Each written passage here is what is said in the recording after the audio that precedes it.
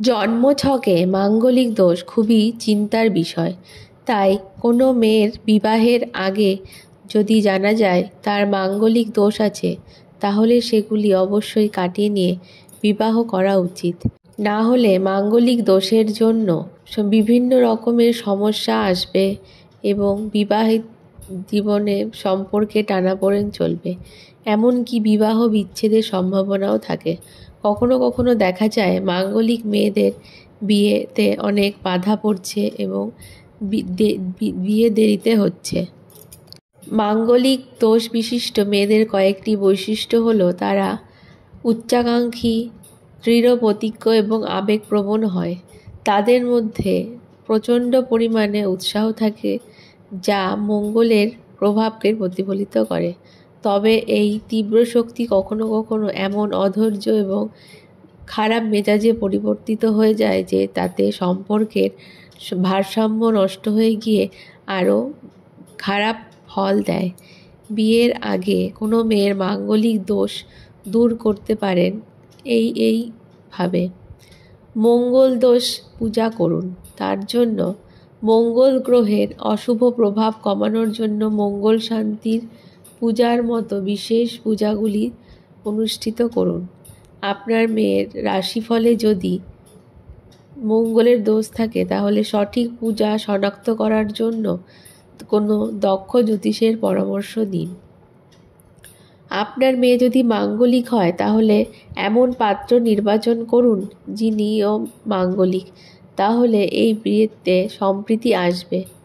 এছাড়া মঙ্গলবার যদি মঙ্গল গ্রহকে তুষ্ট করতে পারেন হনুমান চল্লিশা পাঠ করার মধ্যে দিয়ে এবং মঙ্গলের বীজ মন্ত্র জপ করার মধ্যে দিয়ে। ভগবান কার্তিক এবং হনুমানের কাছে প্রার্থনা করুন যাতে আপনারা মঙ্গল দোষ থেকে মুক্ত হতে পারেন। এছাড়া কোনো জ্যোতিষীর পরামর্শ নিয়ে লাল প্রবাল আংটি হিসেবে ধারণ করতে পারেন। তাছাড়া লাল রঙের বস্ত্র মঙ্গলবার দিন পরা উচিত।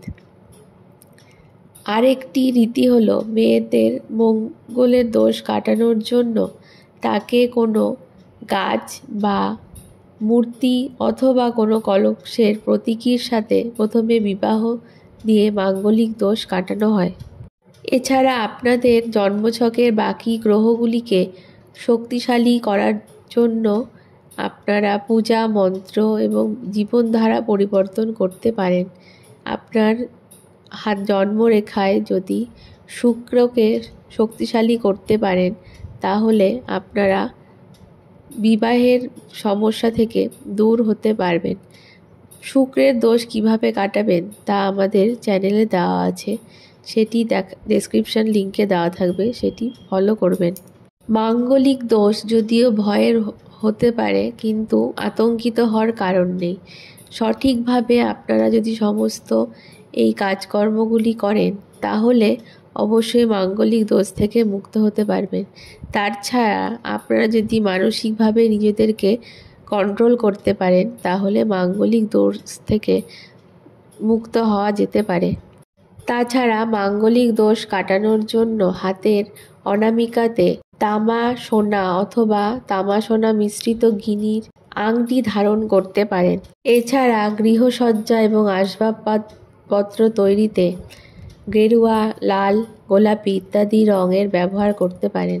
তার সাথে সাথে গোয়েল লতার শিকড়, রক্তকরবীর শিকড় এবং অনন্ত মূলের ব্যবহার করতে পারেন।